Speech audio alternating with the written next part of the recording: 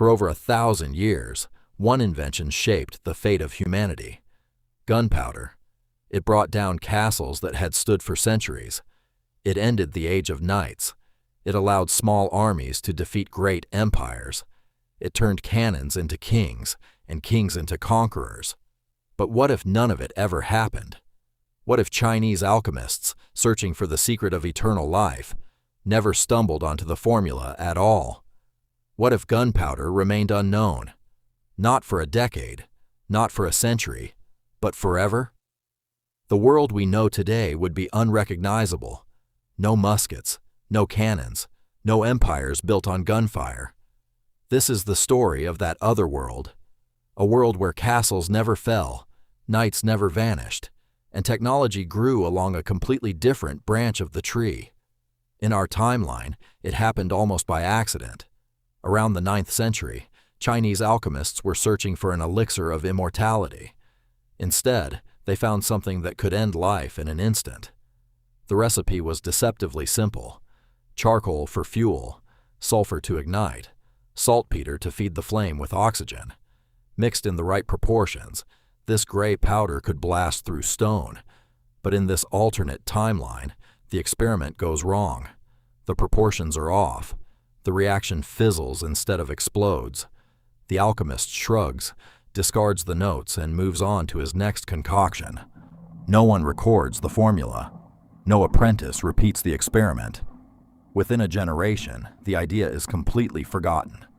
No fireworks light up festivals. No rockets streak across the night sky. No cannon will ever roar. Life goes on exactly as before. Nobody alive can possibly know that an entire future has just quietly disappeared. Centuries pass. Without cannons to threaten them, stone walls become the single most valuable investment a kingdom can make. Every king who can afford it builds bigger. Every architect dreams of a wall that can never be breached. Walls that were once 3 meters thick become 10. Towers that once stood 30 meters tall now scrape the clouds.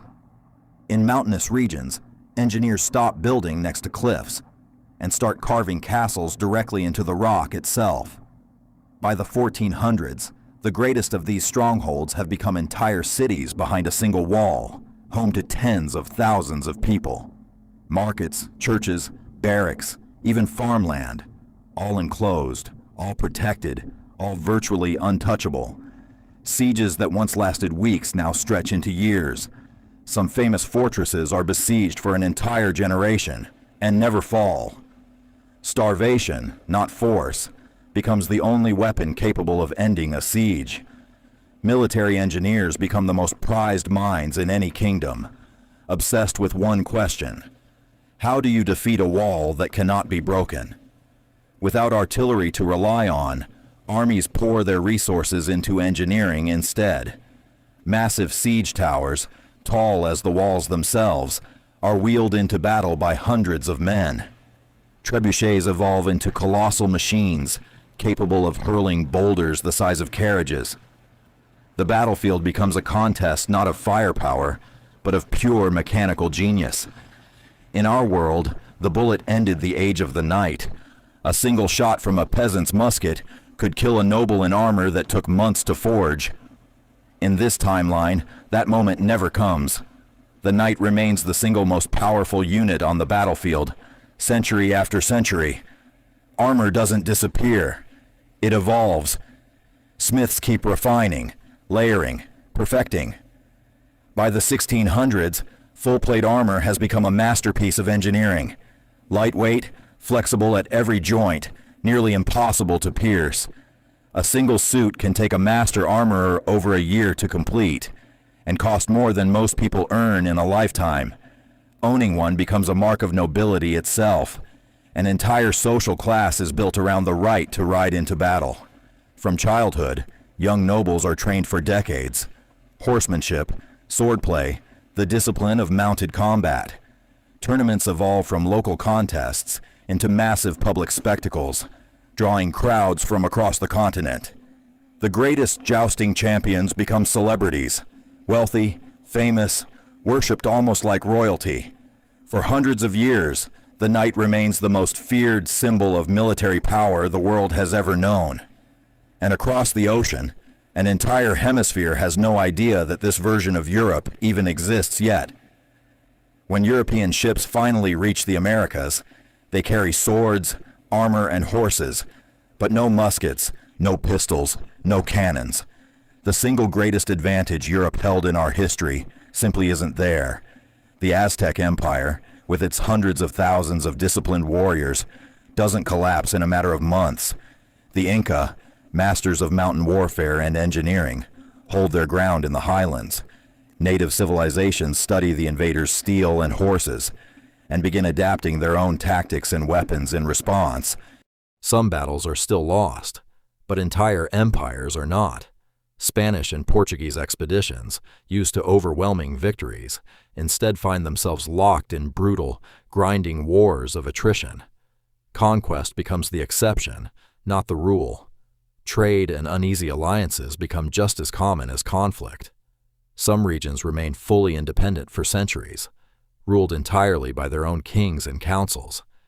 Instead of a continent carved up between a handful of European crowns, the Americas become a mosaic of dozens of rival civilizations. For the first time since their ships first crossed the Atlantic, European commanders face an enemy they cannot simply outgun. The old certainty of European dominance begins to crack, and the balance of global power starts to shift. Gunpowder didn't just change armies. In our history, it quietly reshaped almost everything else too. And without it, those changes simply never happen. Take mining. Blasting powder once let miners tear through solid rock in seconds. In this world, every tunnel is still dug by hand, pickaxe by pickaxe. Mines grow far more slowly. Some of the deepest deposits of metal, or remain forever out of reach. Naval warfare looks completely different too. Without cannons mounted along the hull, warships still fight the way the Romans did, by ramming and boarding. Massive fleets of oar-powered warships dominate the seas well into what we would call the modern era. Even entertainment changes course. In our history, the Chinese turned gunpowder into fireworks. In this timeline, festivals stay dark at night. Chemistry itself develops differently. Without explosives driving research forward, alchemists pour their curiosity into other pursuits. Some chase advances in medicine and dyes. Others obsess over metallurgy, producing alloys far ahead of our own timeline at the same point in history. Empires that depended on gunpowder to expand in our history, the Ottomans, the Mughals, instead expand through sheer numbers, discipline, and engineering. Without cannons to flatten city walls, the famous fall of Constantinople in 1453 may never happen at all, and a whole chapter of world history quietly rewrites itself. Quarrying and construction slow down everywhere. Without blasting, even building a road through a mountain becomes a monumental undertaking. Mechanical engineering, by contrast, races ahead. Without explosives to rely on, inventors pour their energy into clockwork, hydraulics, and elaborate machines. Massive mechanical cranes, water-powered factories, and intricate clockwork devices appear centuries earlier than they did in our own history. Workshops fill with early mechanical automatons, gears turning in place of gunpowder's roar. Humanity doesn't stop inventing. It simply invents in a completely different direction. Fast forward to today. What would this alternate 2026 actually look like? Nobility never fades into mere ceremony. Knighthood remains an active, respected, and genuinely dangerous profession. The great fortress cities of the 1400s never get torn down for modern roads. Instead, they grow upward and outward into sprawling, walled megacities. Picture a city of 10 million people, still wrapped in fortifications 40 meters thick. Modern armies still rely on mechanical power instead of gunpowder. Enormous crossbow batteries, precision ballistae, armored vehicles driven by advanced gear systems. Jousting and mounted combat survive as a global televised sport, packing stadiums the way football fills them in our world. Mechanical engineering becomes the world's most prestigious science. the rough equivalent of computer science in our own timeline. Clockwork computation, refined for centuries, evolves into intricate mechanical calculating engines, doing some of the work our chips do today. Politically, the world stays far more fractured. Without gunpowder enabling distant conquest, power remains local and personal. Instead of a handful of global superpowers, the planet is home to hundreds of smaller kingdoms, city-states, and regional dynasties. The Americas remain a continent of strong, independent civilizations, trading and competing with the rest of the world as equals. Global trade still connects every continent, just slower, carried by sail and horseback instead of engines. It's a world both more divided and in some ways more balanced than our own, different in almost every way, yet still unmistakably, recognizably human. All of this, every castle, every knight, every surviving empire, traces back to one tiny, invisible moment, a failed experiment in a candlelit room over 1,000 years ago. No headline, no witness, just one batch of powder that didn't quite ignite. And yet that single failure was enough to send the entire future down a different path. It's a strange thing to sit with. How much of our own world rests on accidents, just like that one.